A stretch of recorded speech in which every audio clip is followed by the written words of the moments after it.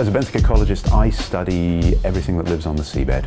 So primarily marine invertebrate animals, but everything basically that's involved in the ecosystem that is at the seabed. The Southern Ocean is a deep water ocean, so we're talking about depths from 3,000 meters down to 5,000 meters. Essentially, if we're looking at the Southern Ocean south of New Zealand, in this Ross Sea to New Zealand sector, we don't know very much.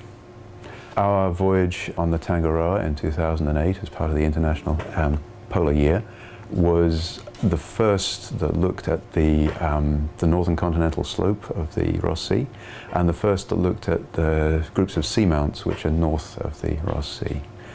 So that gives you perhaps an idea of the state we're at. That's the first exploration, so the first surveys of those seamounts and the first exploration of the fauna that live there. We're just beginning.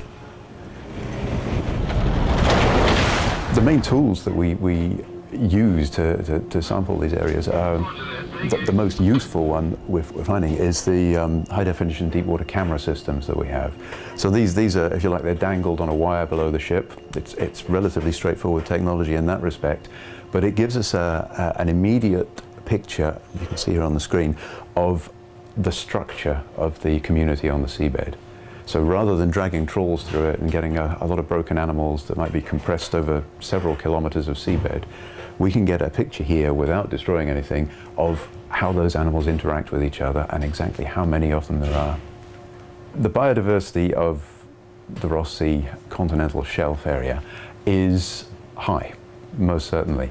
But if you want to compare it to other regions in the world, that becomes more problematic, because in some groups of animals, such as the sea spiders and the bryozoans, we've got much higher diversity in the Antarctic than elsewhere. And in other groups, particularly the crustaceans, so things like crabs and lobsters, much lower diversity.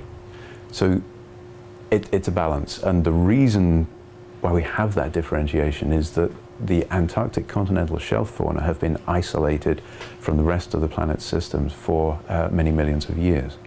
This is a sea spider, a pycnogonid, it's one of the groups which is intriguing in the Antarctic system because they're much more diverse in the Antarctic than they are in the rest of the world.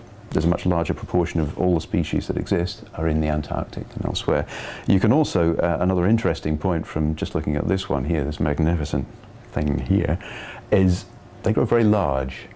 And this has long been noted in the Antarctic benthic fauna, is that there's a tendency in some groups towards gigantism, to growing much larger than we find them in the rest of the world.